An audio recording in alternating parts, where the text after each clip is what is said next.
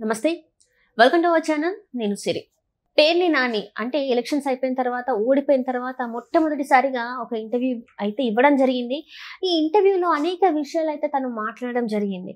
అంటే ఏపీలో ఓడిపోయిన తర్వాత ప్రజలకి ఏమీ అంటే నష్టం జరగలేదు, అందరు బాగానే ఉన్నారు, కానీ నష్టపోయిందంతా కూడా కార్యకర్తలే అని చెప్పేసి జగన్మోహన్ రెడ్డి గారికి అంటే తెలిసి తెలియకుండా తెలిసి తెలియకుండా అయితే చాలా సున్నితంగా జగన్మోహన్ రెడ్డి గారికి అయితే వ్యతిరేకంగా మాట్లాడినట్టు అనిపించింది. మరి ఆయన చెప్పింది ఎంతవరకు వాస్తవం ఏంటనేది మనకి వివరించడానికి ఈరోజు మనతో పాటు ఉన్నారు ప్రముఖ సీనియర్ జర్నలిస్ట్ దుర్గా కుమార్ గారు. నమస్కారం సార్.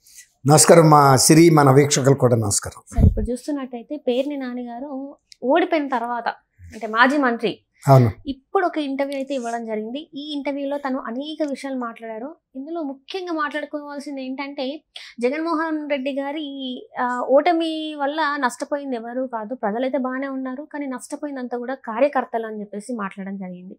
ఇంకొకటి ఏంటంటే ఇక్కడ మాట్లాడిన దాంట్లో జగన్మోహన్ రెడ్డి గారికి అంటే నొప్పి తెలియకుండా సున్నితంగా తన మీద వ్యతిరేకతని కొంచెం తెలిపినట్టు అని అనిపిస్తుంది. మరి ఇందులో నిజంగానే అది అనుకోవచ్చా, లేకపోతే ఇది ఇంటర్వ్యూలో తెలిసి తెలియకుండా మాట్లాడారు అనుకోవాలా?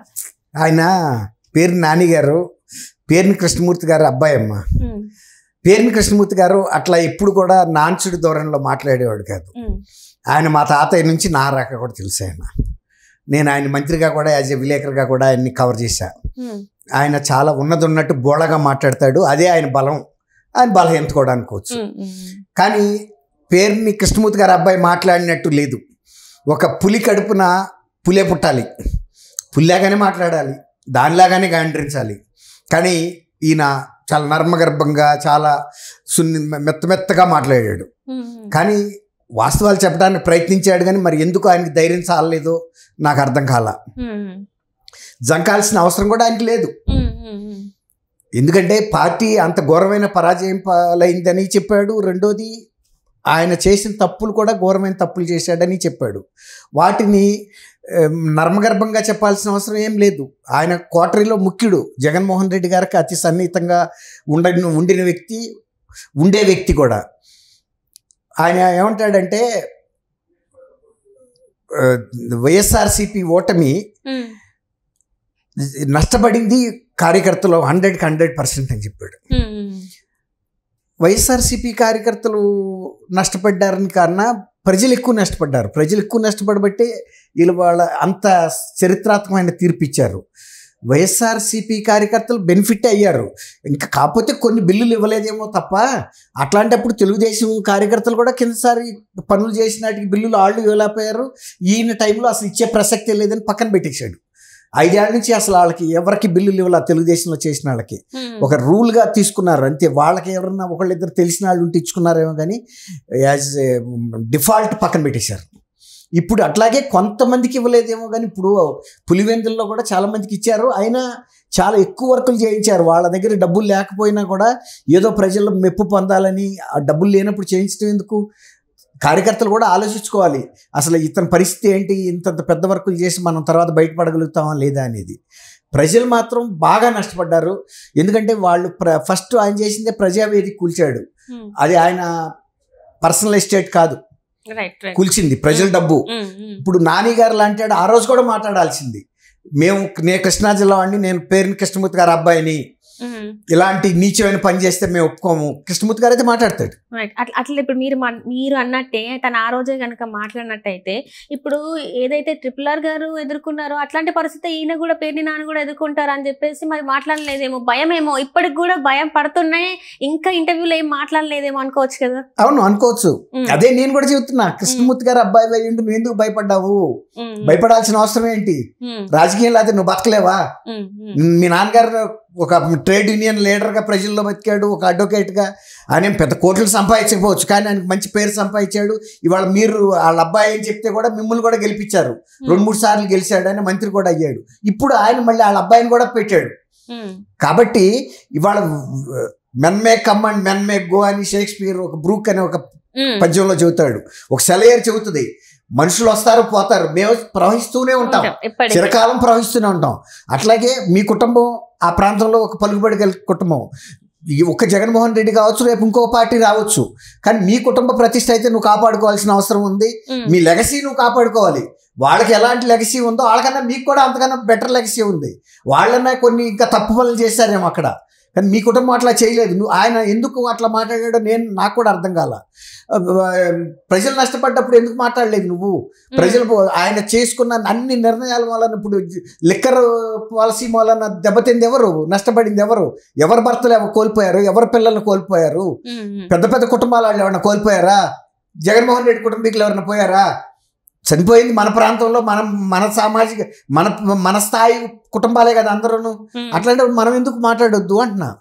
అట్లా ఆయన కొన్ని విషయాల్ని అంత సున్నితంగాను, నర్మగర్భంగాను, పరోక్షంగాను చెప్పాల్సిన అవసరం ఏముంది? ఒక పుల్లాగా నువ్వు గాండ్రించే చెప్పాల్సిన వాటిని ఆయన చాలా దాసి చెప్పాడు. ఏదో చెప్పు దెబ్బ కొట్టదలుచుకున్నప్పుడు పట్టుగుడ్డ ఎందుకు? పట్టుగుడ్డలో దాచి కొట్టక్కర్లేదు కదా. నేను కొడుతుంది చెప్పుతోనే, అది ఆ వ్యక్తి దవడ మీద కొడుతున్నానని చెప్పు. నువ్వు పట్టుగుడితో కొడుతుంది చూశారు, కానీ అందులో చెప్పున్న సంగతి కనపడలా జనాలకి. అంతే కదా, దాచి కొడితే పట్టుగుడితో కొట్టాడని అంటాం, కానీ లోన చెప్పుందని ఎవడు చెప్తాడు? అంటే ఇక్కడ చూసినట్టయితే ఇప్పుడు వీళ్ళందరూ ఇలా మాట్లాడుతున్నారు. మీరు అన్నదే ఫస్ట్ 5 సంవత్సరాలు కనీసం ఒక ఫస్ట్ 2 సంవత్సరాలైనా ఈ రకమైన మాటలు మాట్లాడుంటే ఈ రోజు వీళ్ళ పరిస్థితి ఇలా ఉండేది కాదు కావచ్చు. ముందే ఈ ధైర్యం ఇప్పుడు చేసిన కొంచెం ధైర్యమైనా అప్పుడే చేస్తుంటే బాగుండేది. నేను అదే అంటున్నానమ్మా, నేను కూడా అదే చెప్తున్నా.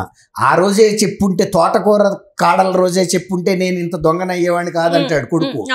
ఆయన చెప్పగలిగిన ఎందుకు ఇంకోటి కూడా చెప్పాడు ఆయన, వాలంటరీ వ్యవస్థ అని. వాలంటరీ వ్యవస్థ ఎంతో పెద్ద గొప్ప వ్యవస్థ అని వీళ్ళందరూ ఎన్నోళ్ళ పొగిడారు.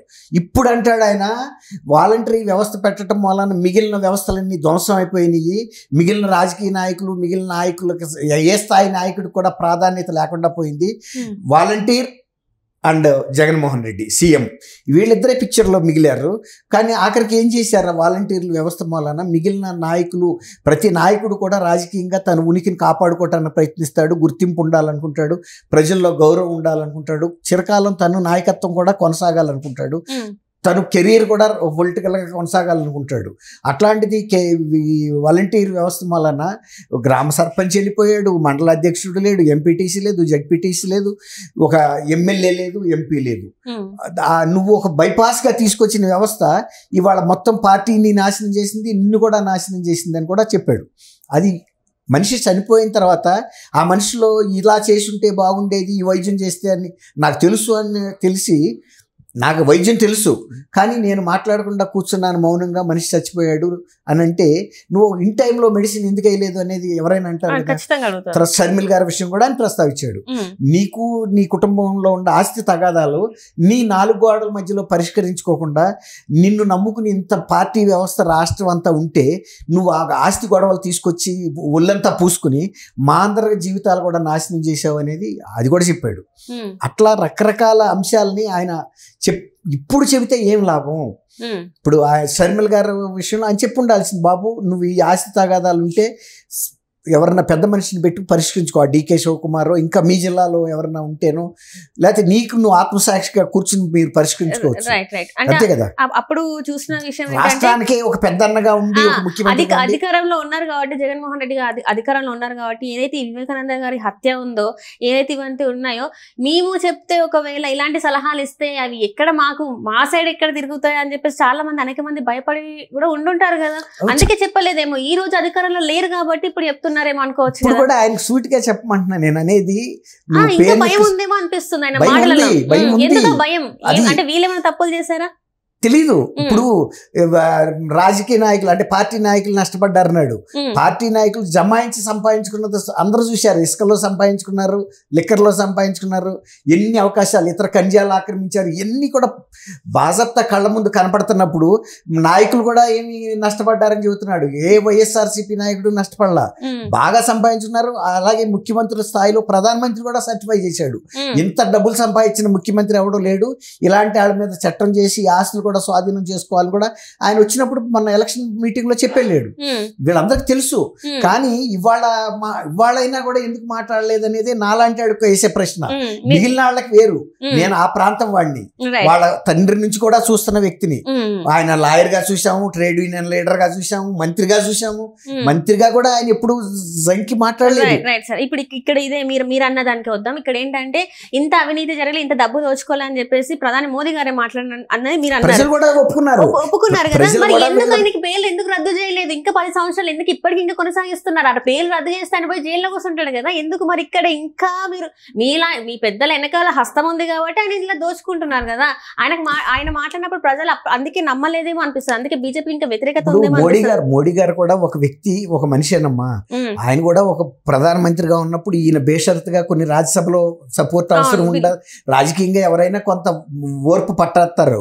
కానీ ఇవాళ ఆ ఓర్పు పట్టాల్సిన అవసరం లేదు. అంత జగన్మోహన్ రెడ్డి గారిని దత్తపుత్రుడు అని చెప్పిన ప్రధానమంత్రి మరి తెలుగుదేశాన్ని కూటమిలోకి తీసుకున్నాడు కానీ ఈయన్ని తీసుకోలేదు కదా. అంటే అప్పుడు ఆయనకు అర్థమైపోయింది ఇతను ప్రజా వ్యతిరేకత ఉన్నాడు, ఇతను గెలవడు అనేది. ఇతను ఎందుకు ప్రజా వ్యతిరేకత వచ్చింది నాని గారు అని చెప్తున్నా, ఇంకా ఆయన చెప్పలేకపోతున్నాడు. ఇప్పుడు ఒక విశ్లేషకుడిగా మనకు చెప్పడానికి భయపడాల్సిన అవసరం లేదు. ఎందుకంటే ఆయన చేసి ప్రతిదీ కూడా ప్రజా వ్యతిరేకమైన పనులే. అసలు ఆయన పరిపాలన చేయలేదు. ఇప్పుడు అన్ని కూడా దుష్ట ఆలోచనలు చేశాడు, దుష్ట ఆలోచనలు తిరిగి కొట్టినాయి. 3 రాజధానులు ఏమన్నా ఆచరణాత్మకమైన అంశం పెట్టినందుకు ఆయన ఏమనుకున్నాడు, 3 ప్రాంతాల ప్రజలు నాకు ఓటేసి చంద్రబాబు నాయుడు గారిని ఓడిస్తారనుకున్నాడు. కానీ 3 ప్రాంతాల ప్రజలు ఇతను వంచన చేస్తున్నాడు తప్ప పెట్టడం తెలుసుకున్నారు. అందుకే కీలేరికి వాత పెట్టినట్టు ఆయన ఓడించారు. ఒక తప్పు కాదు, నాని గారు అన్ని చెప్పాలి. ప్రజలు ఆయన పరిపాలన తర్వాత రాజకీయ కక్ష సాధింపు ధోరణి కరెక్టా? వాళ్ళ తండ్రి గారు కూడా రాజకీయ కెరీర్ అక్కడ చాలా కష్టమైన పరిస్థితుల్లో సాగించాడు. అవతల వేరే సామాజిక వర్గాలు చాలా ఫ్యాక్షనిజం అక్కడ కూడా ఉంది. అయినా కూడా తన ఉనికిని తను కాపాడుకున్నట్టే బోళాగా ఉండేవాడు. ఆయన ప్రజల పక్షాన్ని ఉండేవాడు. ఎవరికి ఎట్లాంటి కష్టమైన నిష్ఠూరమైన చెప్పదలుచుకున్న వాస్తవాన్ని చెప్పేవాడు. ఆ లెగసీ నువ్వు ఎందుకు వదులుకున్నావు అని నేను ఇప్పుడు అడుగుతున్నా. ఇవాళ మాట్లాడకుండా నేను అసలు వాళ్ళ మీద కూడా నోరెత్తలేను. కానీ ఆయన సైలెంట్ గా ఇతరులాగా ఉంటే, కానీ కొంతసేపు ప్రయత్నించాడు చెప్పడానికి. కానీ ఇంకా పబ్లిక్ గానే చెప్పాలి. ఎందుకు ఆయనకి ఎందుకు భయం? వచ్చే 5 ఏళ్ల నాటికి ఆయన ఏ పార్టీలో ఉంటాడో, అసలు వైఎస్ఆర్సీపీ ఉంటుందో ఉండదో, ఉండకపోయినా కూడా వాస్తవాలు చెప్పిన వ్యక్తిని ప్రజలైతే ఆదరిస్తారు. అలా చూడాలి మరి ఇంకే నాయకుడైనా వచ్చి మరి ముందుకు వచ్చి జగన్మోహన్ రెడ్డి గురించి మాట్లాడతారా లేదనేది. So thank you so much sir. Thank you అమ్మ సిరి. మన వీక్షకులు కూడా నమస్కారం.